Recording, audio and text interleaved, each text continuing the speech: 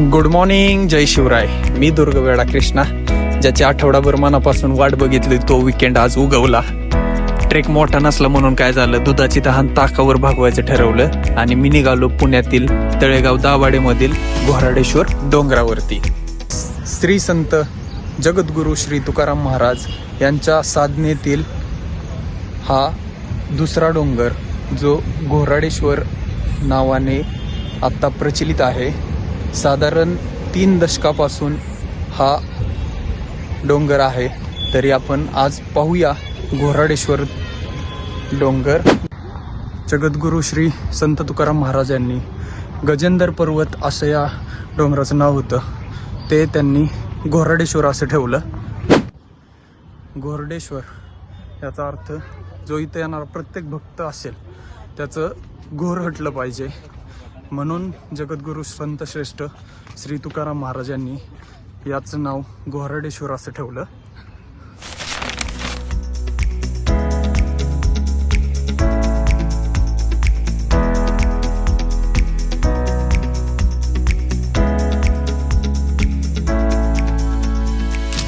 आदिनाथ गुरु सकल सिद्धांचा श्री संत तुकाराम महाराजांनी सांगितलं आहे, ज्या तिन्ही डोंगरावरती जगद्गुरु श्री संत तुकाराम महाराज यांनी तपश्चर्या केलेली आहे, त्याच्याच पैकी हा एक घोराडेश्वर डोंगर. मस्तपैकी पाऊस चालू झाला आहे, बघू शकतो. खूप सुंदर वातावरण आहे, खूप म्हणजे खूप सुंदर वातावरण आहे. आता आपण मेन मंदिराच्या जवळ आलो आहोत, एकदम वरती. हे आपण बघू शकतो. आता इथंच पुढं मंदिर आहे, तरी आपण आता दर्शन घेऊया.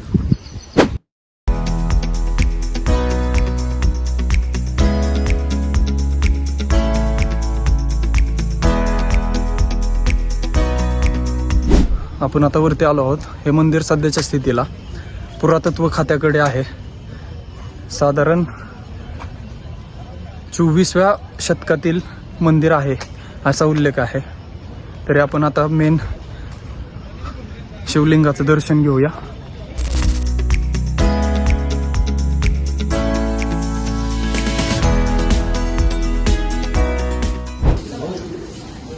हे आपण बघू शकतो, हे मेन मंदिर आहे आणि त्याच्याच बाहेर हे छोटंसं हनुमान मंदिर. तरी चला आपण दर्शन घेऊया. साधारण 400 वर्षापूर्वी जगद्गुरु श्री संत तुकाराम महाराज यांनी याच गुहेमध्ये आपली साधना केली होती. साधारण 3 दशकापासूनचं हे मंदिर आहे, आपण बघू शकतो.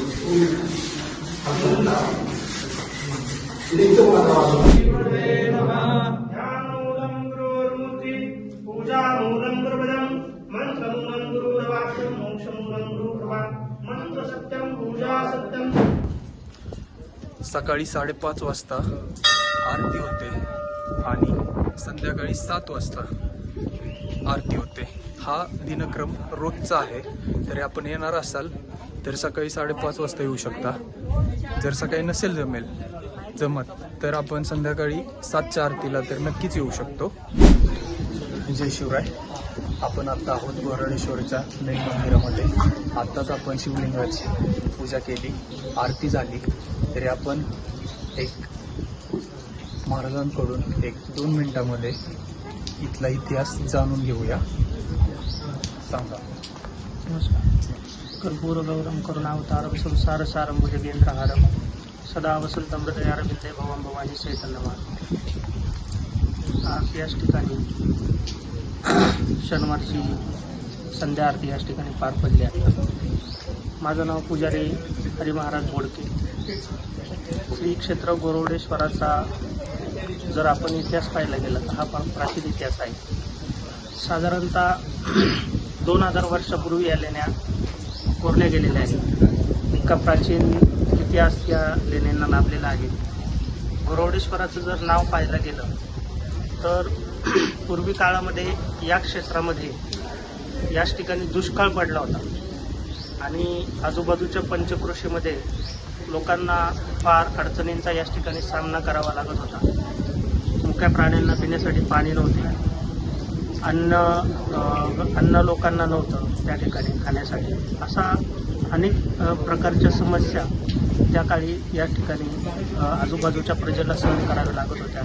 दुष्काळ पडला होता.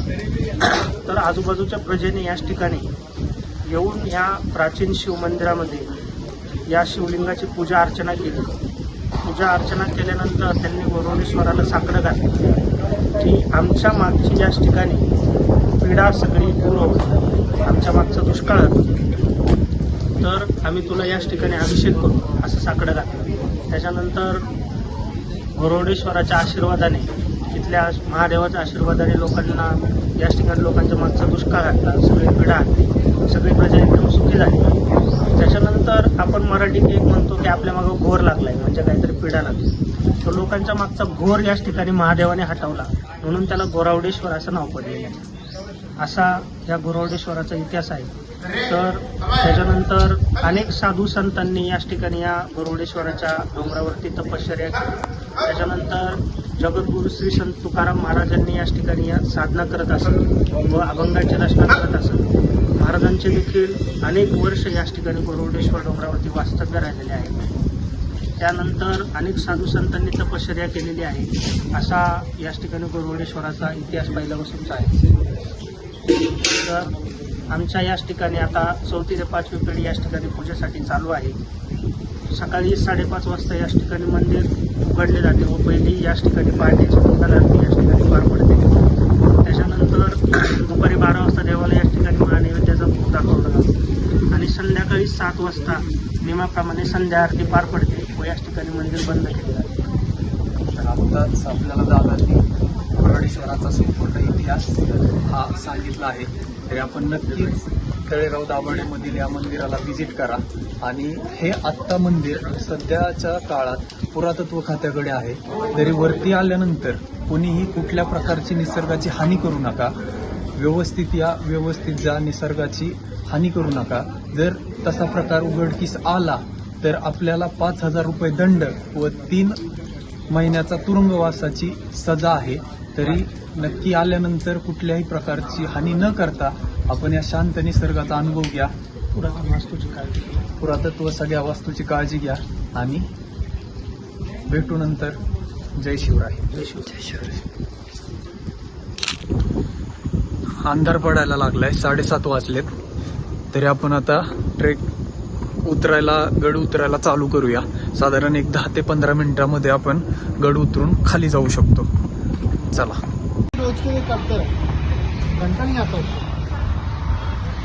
आपण आता ट्रेक कंप्लीट करून खाली आलोय. साधारण 2 ते 3 तासाचा ट्रेक आहे. सोप्पा ट्रेक आहे. तरी एकदा नक्की व्हिजिट करा. लोकेशन तळेगाव दाभाडे, सोमाटणे फाटा, टोल नाक्यात जवळ. जय शिवराय. शुभरात्री. भेटू नेक्स्ट व्लॉगमध्ये. नवीन कोणतं तरी ठिकाण एक्सप्लोअर करूया. Good bye.